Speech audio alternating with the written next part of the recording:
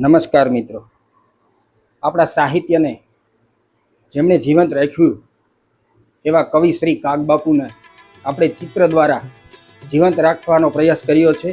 તો મોકલી દો સાહિત્ય પ્રેમી અને ભજન પ્રેમીઓને. મહાદેવ હર.